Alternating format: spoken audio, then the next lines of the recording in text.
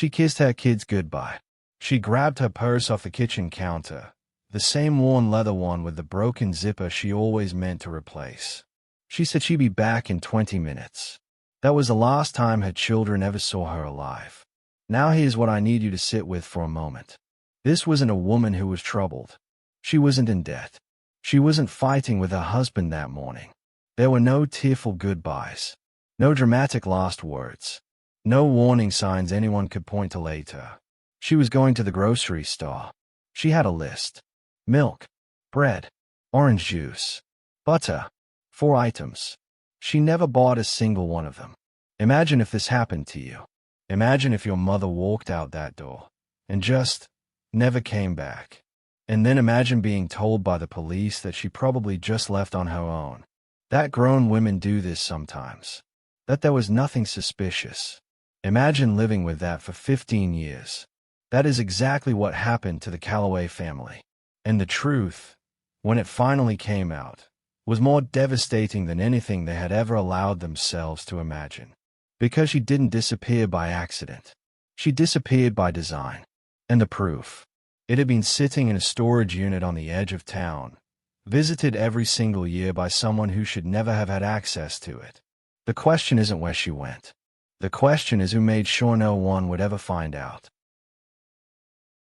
Her name was Linda Calloway, 38 years old. Married to Daniel Calloway for 13 years. Mother of 4 children, Marcus, 14, Jade, 11, Riley, 8, and little Cody, who had just turned 5 2 weeks before she vanished. Her neighbors called her steady. That was the word they kept coming back to in interviews. Steady, reliable, the kind of woman who showed up. For school plays, for neighborhood cleanup days, for her sister's cancer scare. She was the one people called when things went wrong. The morning of October 14th, 2006 was a Saturday. It started the way most of their Saturdays started. Slowly, warmly, with the smell of coffee and the sound of cartoons drifting from the living room. Daniel was planning to rake the leaves in the backyard. Marcus had a football game at noon. Linda was making a grocery run first.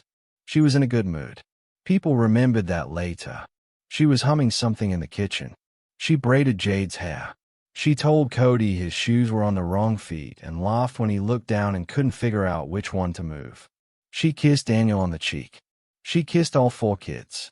She said, and this is something that would echo in their minds for 15 years, she said, "I'll be right back. Don't eat without me." And then she walked out the front door. Small details would later become significant. She left her phone charger plugged into the wall. She left her reading glasses on the bathroom counter. She left a load of laundry running in the washing machine. These were not the actions of a woman planning to disappear. Or were they?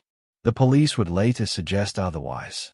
But when night fell, and the front door still hadn't opened, the Calloway family's ordinary Saturday became the worst day of their lives.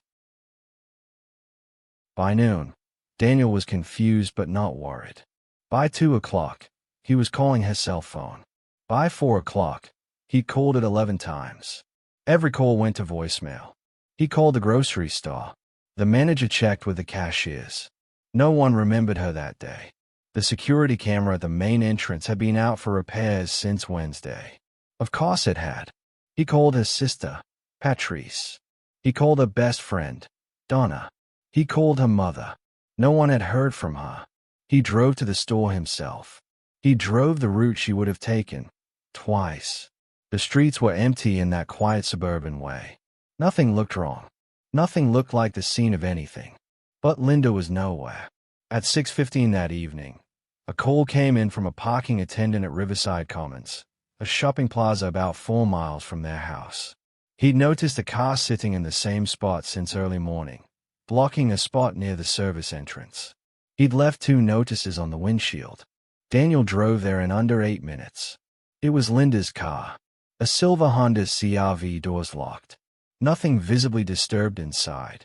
Her canvas shopping bags, the reusable ones she always brought, were folded neatly on the passenger seat, just the way she always kept them. She had never even taken them inside. Daniel sat in his car next to Hayes for a long moment. His hands were shaking. The kids were home with his sister. Marcus had missed his football game. Riley had cried all afternoon. He called 911. And here is where the story begins to go wrong in a way that would cost this family everything. The first officer on the scene was polite, professional. He took down all the details. He noted the car. He filed a missing persons report. And then he said something to Daniel that Daniel would remember word for word for the rest of his life. So, in my experience, when a woman leaves like this, no violence, no forced entry, no struggle, it usually means she left on her own terms. Adults do this. We'll keep an eye out, but there's not much we can do until more time passes. Daniel stayed at him. He said, "She wouldn't do that. She has 4 kids. She left a load of laundry in the machine." The officer nodded sympathetically, and then he left. That one decision, the choice to assume instead of investigate, would haunt this case for the next 15 years.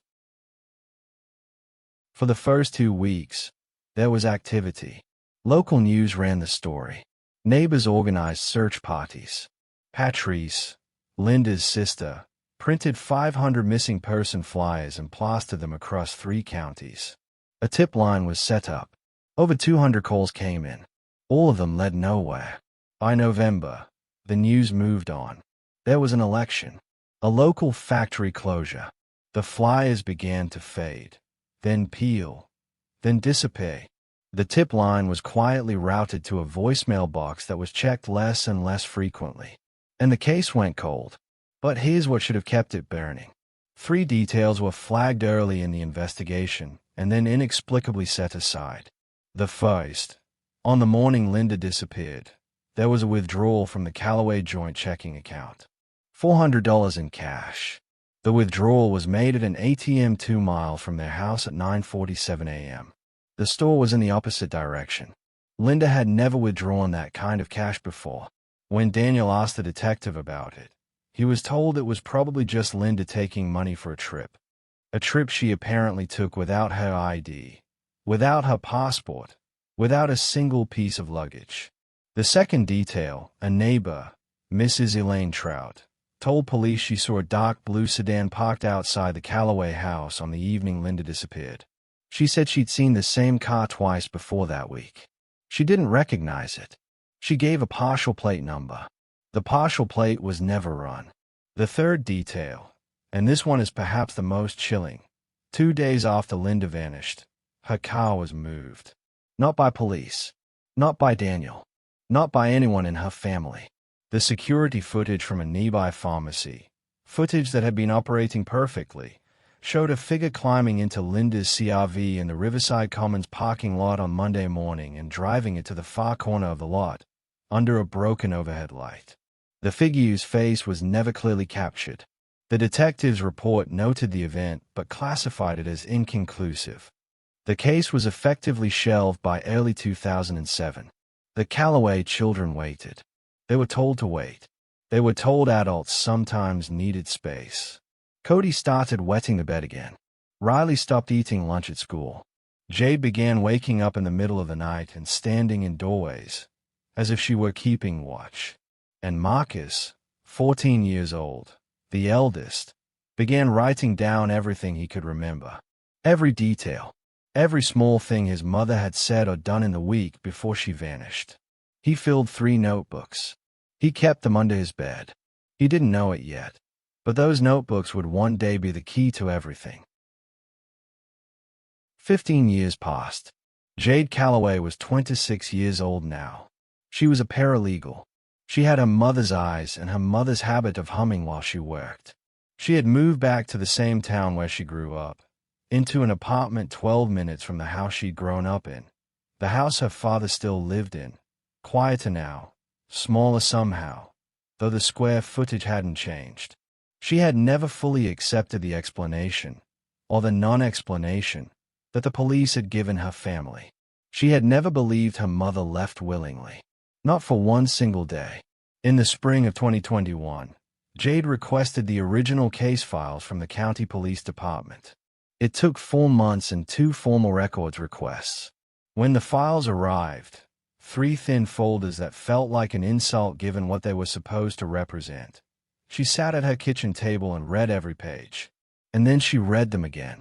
The contradictions were right there. Not hidden. Not buried. Right there in plain language. As if whoever wrote the reports hadn't even tried to make them cohere. The ATM withdrawal had been investigated for a total of 2 days. The partial plate number Mrs. Trout provided had been entered incorrectly in the system, a transposed digit that meant the search returned nothing. And the move car, the detective's note read, possible juvenile prank or homeless individual seeking shelter. No further action recommended. No further action recommended. For a missing woman's car being moved by an unknown person 2 days after she vanished. Jade called Marcus. She said, "I need to see Mom's journals." Linda had kept a journal for most of her adult life. After she disappeared, Daniel had packed them into a box and put them in the attic. He couldn't read them. It hurt too much.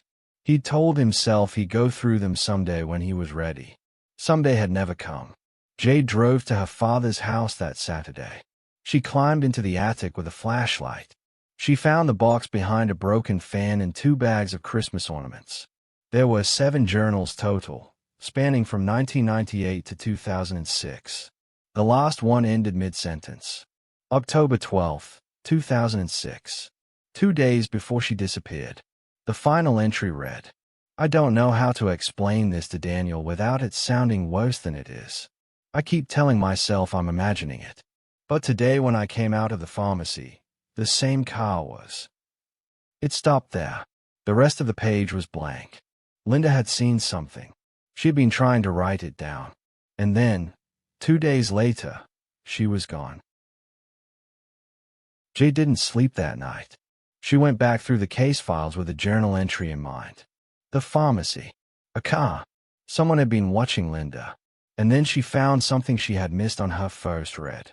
Buried in a property records attachment to the file was a reference to a storage unit. It had been rented in Linda's name at a facility on Garfield Road.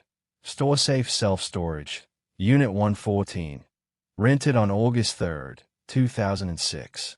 10 weeks before she disappeared. Linda had never mentioned a storage unit to anyone. Not to Daniel. Not to her sister. Not to her best friend Donna. The unit had continued to be paid, automatically, from a pre-authorized account, every single month for the next 15 years. Jade checked the account. It wasn't the Callaway account. It wasn't an account in Linda's name. She hit a wall there. The facility's records were old. She would need help. She went to the storage facility in person. The manager, a heavy-set man named Gerald who'd worked there for 20 years, pulled the file. He looked at the payment history. His expression changed. "This unit," he said slowly, "has been accessed 6 times in the last 15 years. Always in October. Always on the same weekend." Jade felt the air leave her lungs. October. The anniversary of her mother's disappearance. The manager couldn't legally let her in without a court order or proof of ownership. Jade called an attorney she worked with at the firm. She had the order within 72 hours. She came back on a Thursday morning. Marcus came with her. They stood outside Unit 114 while Gerald worked the lock. The door rolled up. It wasn't empty. Along the left wall, 2 cardboard boxes. A folded pile of women's clothing, blouses, a pair of jeans, a winter coat, a small overnight bag. On a metal shelf, a manila envelope, unsealed. Inside, receipts. A gas station receipt. A motel receipt. A pharmacy receipt. Jade looked at the date on the pharmacy receipt. October 29th, 2006. 15 days after Linda disappeared. At the back of the unit, sitting on a folding chair like it had been left there deliberately, was a second envelope. Inside was a single key, a house key, and a folded piece of notebook paper. The handwriting was not Linda's. The note said only 4 words. She knew too much. Someone hadn't just been storing things in this unit. Someone had been maintaining it, returning to it, as if visiting a grave they dug themselves. Jade Callaway walked into the county police station on a Monday morning with a folder 2 inches thick.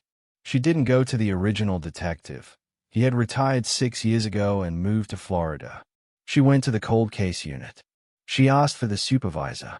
She sat down in a plastic chair outside his office and waited for 40 minutes.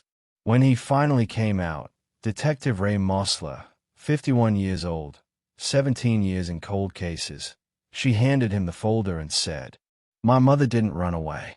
She was stalked. And the person who did it has been going back to cover their tracks every October for 15 years. Mosler read the file while she sat across from him. It took him 20 minutes. Then he looked up at her and said, "When can you come back tomorrow?" What the investigation uncovered over the next 8 months would shake the entire community.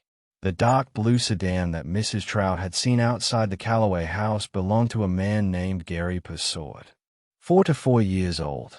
He lived 7 blocks away. He had been, on the surface, a friendly neighbor, the kind of man who waves from the driveway, who brings over beer at block parties, who offers to help with yard work. He had also been systematically, obsessively watching Linda Calloway for at least 4 months before she disappeared. Cell phone tower data, pulled from records that still existed despite the age of the case, placed his phone within a quarter mile of Linda's location 17 times in the 60 days before October 14th. At her children's school, at her gym, at the pharmacy where she had written her last journal entry. Today when I came out of the pharmacy, the same car was. She had seen him. She had been frightened. And she had made a decision. The kind of decision women make when they feel unsafe and don't know who to tell. To handle it quietly. To stay alert. To document it. She had rented the storage unit herself. Investigators believe she had been quietly preparing, gathering some items, possibly planning to tell Daniel or call police. She was trying to gather enough evidence to be believed. She didn't want to sound like she was imagining it. She never got the chance. On October 14, 2006, Linda Calloway pulled into the Riverside Commons parking lot. Gary Persaud was already there, waiting. Investigators believe he approached her vehicle. There was a confrontation. Linda did not survive it. Her remains were recovered 11 months into the new investigation, found in a drainage area near an industrial property Persaud's brother had once leased, 6 to 7 miles from Riverside Commons. DNA analysis confirmed identification. She had been there for 15 years, 6 to 7 miles away, while her children waited at a window. She didn't vanish. She was erased. And the most devastating part, she had tried to tell someone. She had tried to leave a record. She had done everything right, and it still wasn't enough, because no one was looking. Gary Persaud was arrested on a Tuesday morning in the spring of 2022. His lawyer immediately argued that the evidence was circumstantial and compromised by age. The DNA disagreed.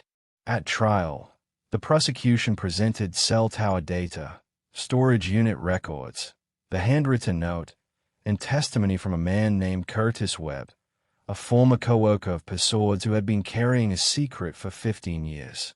Curtis testified that Persaud had come to him 3 days after Linda's disappearance, visibly agitated, asking for help moving some things from a location he wouldn't name. Curtis had refused. He had been scared. He had told himself it was nothing. He had told himself that for 15 years. On the stand, Curtis Webb wept. He said, "I should have called someone. I knew something was wrong. I didn't want to be involved." Persaud was convicted of murder in the first degree. He was sentenced to life without the possibility of parole. He showed no emotion when the verdict was read. Daniel Calloway sat in the front row of the courtroom with all 4 of his children beside him. Marcus was 29. Jade was 26. Riley was 23. Cody was 20. They had grown up without their mother. They had grown up in the shadow of a question no one would answer. When the verdict came, Daniel put his face in his hands. Not with relief. With grief. Because a verdict doesn't give you back the years. It doesn't give you back the braided hair and the wrong foot shoes and the sound of humming in the kitchen. It just gives you the truth. And sometimes the truth is the hardest thing to receive. Jade was asked to speak to the press on the steps of the courthouse. She stood at the microphone for a long moment. She looked down at her notes. Then she folded them and put them in her pocket. She said, "My mother tried to tell someone." She wrote it in her journal. She rented a storage unit to preserve evidence. She was gathering the courage to speak. If she had been believed, if one person had taken her seriously, she might still be here. She paused. The system didn't fail my mother because it was broken. It failed her because it made an assumption. And assumptions cost her everything. Every missing persons case begins with a choice: assume or investigate. The Calloway case shows, with brutal clarity, what happens when the wrong choice is made. Linda Marie Calloway was laid to rest in November 2022, 16 years after she last walked out her front door.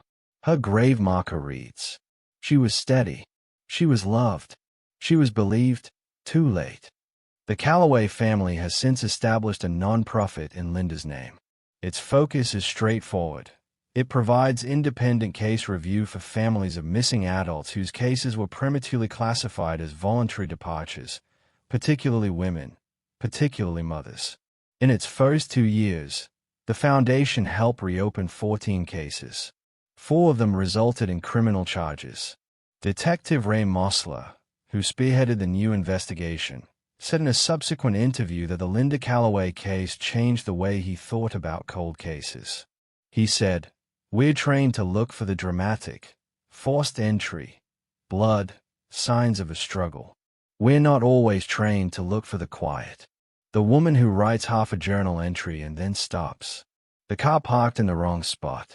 The storage unit that keeps getting paid. The ordinary things that don't make sense. That's where the truth hides.